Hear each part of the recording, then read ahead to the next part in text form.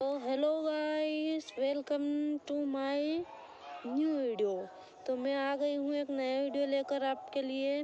मैंने कल आपको बताया था कि अगले वीडियो में मैं इन सभी के प्रश्नों के उत्तर दूंगी। तो चलिए बने रहे वीडियो में। मैं आगे बता रही हूँ, जो क्वेश्चन था उनका आंसर बता रही हूँ मैं। प्रश्न है हमारे, दो बैलों की कथा के आधार पर हीरा और मोती के स्वभाव की कोई दो विशेषताएं लिखिए। तो हम विशेषता बताते हैं, ठीक है। पहला, हीरा के स्वभाव की दो विशेषता है। हीरा मेहनती और परिश्रमी बैल था। वह अपने काम को पूरी निष्ठा और ईमानदारी से करता था, ठीक है। ये पहली विशेषता हो गई। अब दूसरी विशेषता देख लीजिए आप। हीरा स्वाभिमानी और शांत स्वभाव का था। वह अन्याय सहन नहीं करता था और आवश्यक होने पर साहसपूर्वक विरोध करता था। चलिए दूसरी विशेषता देखिए। मोती के स्वभाव की दो विशेषता है, ये देख लीजिए। मोती बुद्धिमान और समझदार बैल था। वह हर परिस्थिति में सही निर्णय लेता था। ये पहली विशेषता हो गई मोती की। अब दूसरी विशेषता है, मोती मिलनसार और दयालु था। वह हीरा का सच्चा मित्र था और हर समय उसका साथ देता था। ये दूसरी विशेषता हो गई। चलिए आगे के क्वेश्चन पे बढ़ते हैं हम। ये हमारा आगे का क्वेश्चन है।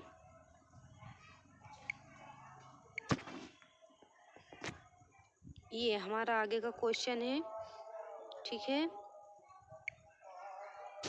चलो आगे बढ़ते हैं। इसका ये है यात्री, ओके। अंतरिक्ष यात्री किसे कहते हैं? आगे बने रहे। उत्तर है हमारा, अंतरिक्ष यात्री भौतिकी के अनुसार वह पदार्थ कण होता है जो बहुत तेज गति से चलकर पृथ्वी के गुरुत्वाकर्षण क्षेत्र से बाहर निकल जाता है और अंतरिक्ष में पहुंच जाता है। उदाहरण के लिए रॉकेट हो गया, उपग्रह हो गया, अंतरिक्ष यान आदि, ठीक है। ये उदाहरण के लिए, ये उदाहरण है हमारे, याद कर लीजिएगा और ये क्वेश्चन का स्क्रीनशॉट ले लीजिएगा, आंसर का, सॉरी, ओके। चलो आगे बढ़ते हैं। सतपुड़ा के घने जंगल कविता में प्रकृति का कौन सा रूप दिखाई देता है? तो ये हमारा आंसर है। सतपुड़ा के घने जंगल कविता में प्रकृति का सुंदर, शांत और मनमोहक रूप दिखाई देता है। क्या दिखाई देता है? मनमोहक रूप दिखाई देता है। कवि ने सतपुड़ा के घने जंगलों का वर्णन बहुत ही प्राकृतिक और शांत वातावरण के रूप में किया है। वहाँ की हरियाली, ताजी हवा, पशु पक्षियों की चहचहाट, पहाड़ों की ऊंचाइयाँ और नदियों का कलकल प्रवाह, ये सब मिलकर प्रकृति के मनमोहक और रमणीय रूप को प्रकट करते हैं। इस कविता में प्रकृति का एक ऐसा रूप है जो मन को शांति और आनंद, सुकून प्रदान करता है। उदाहरण के लिए ये उदाहरण हो गए, हरियाली से भरे वन, पक्षियों के मधुर आवाज, पहाड़ों की सुंदरता, नदियों को स्वच्छ जल, ठंडी और शुद्ध हवा आदि। और अपने मन से भी कुछ लिख सकते हैं। चलो आगे का क्वेश्चन है हमारा, अब्दुल कलाम का पत्र पाठ के आधार पर बताइए कि कमजोर कौन होता है।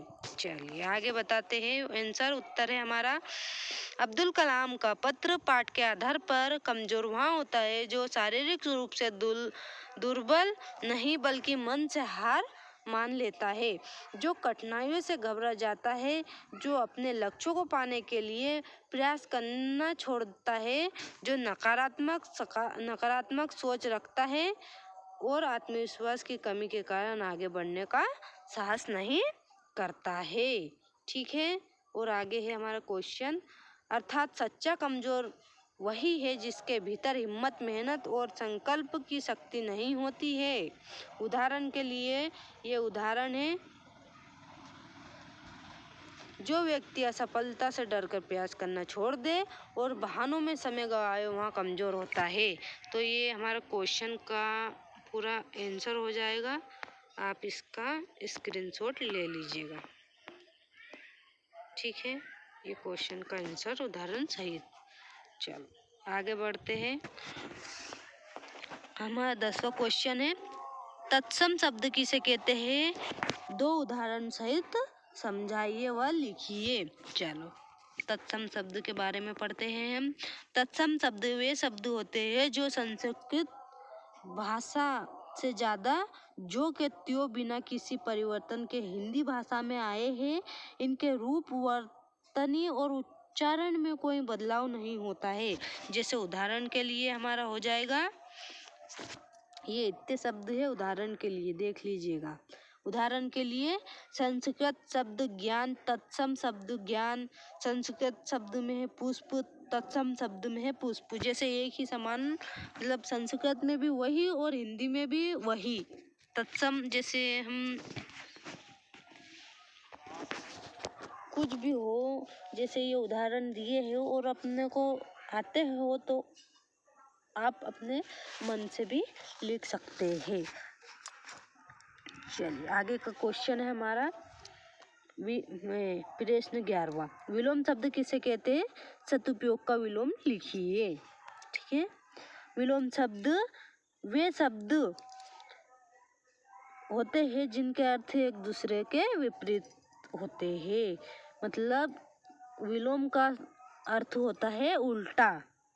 विलोम शब्द वे शब्द होते हैं जिनके अर्थ एक दूसरे के विपरीत होते हैं।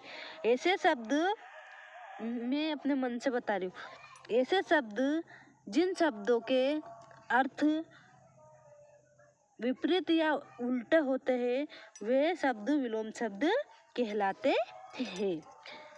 जैसे उदाहरण के लिए दिन का विलोम रात होता है, सुख का विलोम दुख होता है, सदुपयोग का विलोम दुरुपयोग होता है और असफलता का विलोम सफलता होता है या सफलता का विलोम असफलता होता है। ठीक है, चलो आगे बढ़ते हैं।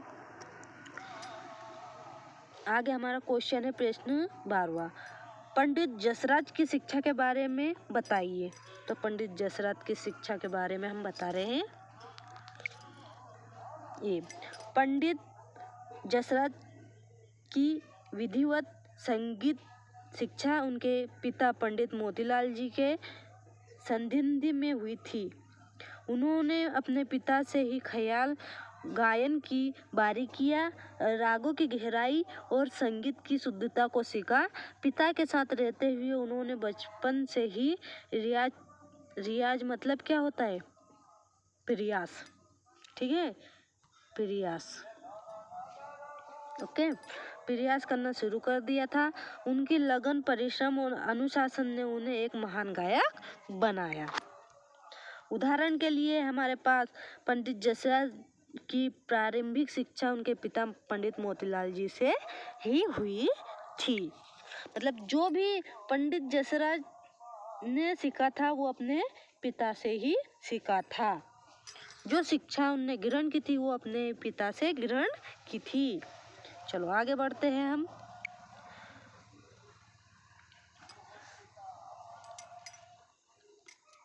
ये हमारा प्रश्न 13वां, हेलन केलर का जन्म कब और कहाँ हुआ था? हेलन केलर का जन्म 27 जून 1880 को अमेरिका के अलाबामा राज्य के टस्कम्बिया नामक स्थान पर हुआ था। देख लीजिएगा, ये मेन पार्ट है। ये हमारे रिक्त स्थान या कुछ में मतलब जिसमें पूछना चाह सकते हो, सही विकल्प, रिक्त स्थान, जोड़ी, मतलब कुछ किसी में भी घुमा फिरा कर पूछ सकते हैं। उदाहरण में हमारे हेलन केलर का जन्म 27 जून 1880 को टस्कम्बिया अलाबामा अमेरिका में हुआ था। ठीक है, मैंने उदाहरण सहित बनवाए हैं। चल आगे का क्वेश्चन है प्रश्न 14, भ्रम और भ्रमण शब्द का विलोम लिखिए। भ्रम और भ्रमण शब्द का विलोम है, भ्रम का विलोम सत्य है, अर्थात असत्य के विपरीत सत्य होता है। भ्रमण का विलोम स्थिरता है, अर्थात घूमने के विपरीत स्थिर रहना होता है। उदाहरण ब्रह्म का विलोम सत्य और ब्रह्मन का विलोम स्थिरता होता है। ओके, ये उदाहरण सहित हो गया। चलो आगे बढ़ते हैं। कवि ने सच्चे प्रेम की कसौटी क्या बताई, ये हमारा 2 नंबर का क्वेश्चन रहेगा। ओके, कवि ने सच्चे प्रेम की कसौटी त्याग और समर्पण को बताया है। किसे? त्याग और समर्पण को। सच्चा प्रेम स्वार्थ, छल और दिखावे से रहित होता है। वह दुख सुख में साथ निभाता है, एक दूसरे की भलाई चाहता है और किसी प्रतिफल की आशा न करता है। जहाँ प्रेम में स्वार्थ, अहंकार और अपेक्षा होती है, वहाँ सच्चा प्रेम नहीं कहलाता है। उदाहरण के लिए राधा कृष्ण का प्रेम सच्चे समर्पण और त्याग का प्रतीक माना जाता है। माता पिता का प्रेम सच्चा होता है, जिसमें वे बिना किसी अपेक्षा के संतान के लिए त्याग करते हैं। ठीक है, ये उदाहरण हो गया। चलो आगे बढ़ते हैं। निम्नलिखित विराम चिन्हों का प्रयोग करते हुए पूर्ण विराम, प्रश्नवाचक, विस्मयादिबोधक, ये 3 नंबर का क्वेश्चन रहेगा। प्रयोग करते हुए हमें बताइए। ठीक है, तो चलिए उत्तर सहित बताते हैं। पूर्ण विराम कैसा होता है? ऐसा किसी वाक्य के अंत में पूर्ण विराम लगाने के लिए पूर्ण विराम का प्रयोग किया जाता है। वहाँ जैसे उदाहरण के लिए, वहाँ रोज सुबह जल्दी उठ जाता है, मतलब ऐसा है। उसमें पूर्ण विराम का मतलब जिस वाक्य को हम खत्म करते हैं अंत में, मतलब खत्म, हाँ वो अंत मतलब खत्म ही होता है, उसके अंत में ये पूर्ण विराम लग जाता है। जैसे इसने उदाहरण दिया है, वहाँ रोज सुबह जल्दी उठ जाता, वहाँ रोज सुबह जल्दी खाना खाता है। ठीक है, ऐसे कई उदाहरण बन जाते हैं। तो मतलब अपने को दिमाग में आना ही चाहिए कि कितने उदाहरण बनाने हैं। प्रश्नवाचक, किसी प्रश्नवाचक वाक्य के अंत में प्रश्न पूछने के लिए प्रश्नवाचक चिन्ह लगाया जाता है। उदाहरण, तुम स्कूल कब जाओगे? ठीक है, ये प्रश्नवाचक चिन्ह होता है। कौन सा होता है? प्रश्नवाचक चिन्ह होता है। तुम स्कूल कब जाओगे, तुम खाना कब खाओगे, तुम पढ़ाई कब करोगे, ये हमारे प्रश्नवाचक। जैसे हम प्रश्न पूछते हैं ना, हमारी मम्मी से पूछ लिया हमने कि मम्मी वो आपने क्या बनाया है, ये भी प्रश्न हो गया। ठीक है, चलो विस्मयादिबोधक, आश्चर्य, दुख, खुशी, भय आदि भावों को व्यक्त करने के लिए विस्मयादिबोधक चिन्ह लगाया जाता है। जैसे वहाँ कितना सुंदर दृश्य है। समझ गए आप? चलो आगे बढ़ते हैं हम 19वें प्रश्न पे। उपसर्ग किसे कहते हैं? उपसर्ग किसे कहते हैं? प्रत्यय और प्रति उपसर्ग लगाकर 2 शब्द बनाइए। ठीक है, जैसे उपसर्ग की परिभाषा हो गई है, वे शब्दांश जो किसी शब्द के पहले लगकर उसके अर्थ में विशेष परिवर्तन करते हैं, उपसर्ग कहलाते हैं। जैसे उदाहरण के लिए प्रे उपसर्ग है, उपसर्ग से प्रगति, प्रचार, सेकंड प्रति, उपसर्ग से प्रतिदिन, प्रतिवार। ठीक है, चलो आगे बढ़ते हैं 20वें क्वेश्चन पे। पानी का महत्व, इसे पर लगभग 75 शब्दों में अनुच्छेद लिखिए। 75 शब्दों में हमें पानी के बारे में लिखना है। देखिए उत्तर में, पानी जीवन के लिए अत्यंत आवश्यक है। इसके बिना मनुष्य, पशु पक्षी और वृक्ष पौधे सभी का अस्तित्व संभव नहीं है। मतलब हमारा जीवन भी पानी पर ही सबसे ज़्यादा निर्भर होता है। अगर हमें पानी ना मिले तो हम जी नहीं सकते हैं। पानी पीने, भोजन बनाने, नहाने, कपड़े धोने और सफाई जैसे अनेक कार्यों में उपयोग आता है। खेतों की सिंचाई के लिए भी खेतों की सिंचाई के लिए भी पानी जरूरी है। जैसे फसल उगती है, हमें पानी का दुरुपयोग नहीं करना चाहिए। वर्षा जल का संचय करना चाहिए तथा नदियों, तालाबों और कुओं को स्वच्छ रखना चाहिए। पानी बचाएंगे तो भविष्य सुरक्षित रहेगा। जल है तो कल है। ओके, क्या है? सॉरी, जल है तो कल है। ओके, चलो आगे बढ़ते हैं।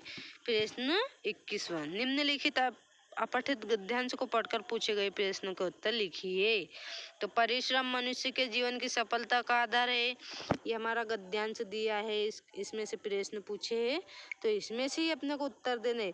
परिश्रम मनुष्य के जीवन की सफलता का आधार। जो व्यक्ति कठिन परिस्थितियों में भी प्रयास करता रहता है वह एक दिन अपने लक्ष्य को प्राप्त कर लेता है। केवल इच्छा करने से सफलता नहीं मिलती, इसके लिए निरंतर अभ्यास, धैर्य और आत्मविश्वास आवश्यक है। प्रयास करते समय असफलता मिले तो निराश नहीं होना चाहिए, क्योंकि असफलता ही सफलता की सीढ़ी है। परिश्रम से ही मनुष्य के भीतर छिपी हुई क्षमताएं जागृत होती है और वह अपने जीवन में आगे बढ़ता है। उत्तर देख लीजिए, उसी में से ये मतलब हमें उत्तर ढूंढना है। सफलता का आधार क्या है? सफलता का आधार परिश्रम है। ये हमारा आंसर। परिश्रम मनुष्य के जीवन की सफलता का आधार है। ठीक है, चलो। कठिन परिस्थितियों में व्यक्ति को क्या करना चाहिए? कठिन परिस्थितियों में व्यक्तियों को प्रयास करना चाहिए। ये हम भी इधर से ढूंढ के बताते हैं। ठीक है,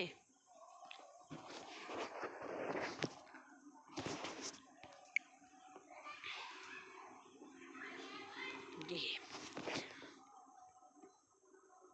जो व्यक्ति कठिन परिस्थितियों में भी प्रयास करता रहता है वह एक दिन अपने लक्ष्य को प्राप्त कर लेता है।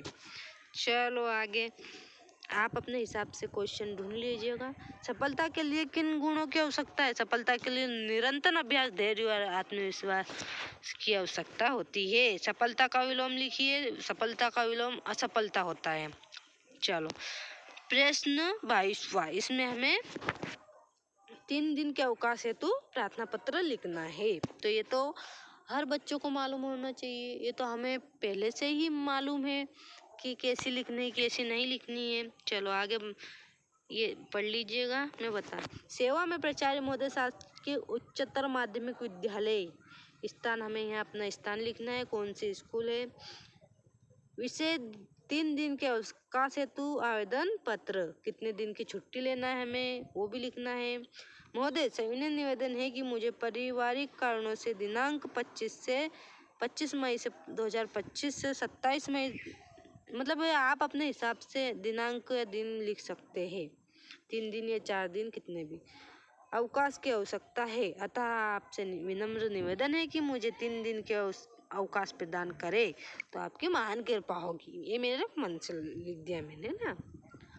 ये हमारा दिनांक हो गया, स्थान हो गया, ये आपका नाम हो गया, आपके कक्षा हो गई, आपके रोल नंबर हो गए। ठीक है, चलो आगे बढ़ते हैं 23वें प्रश्न में।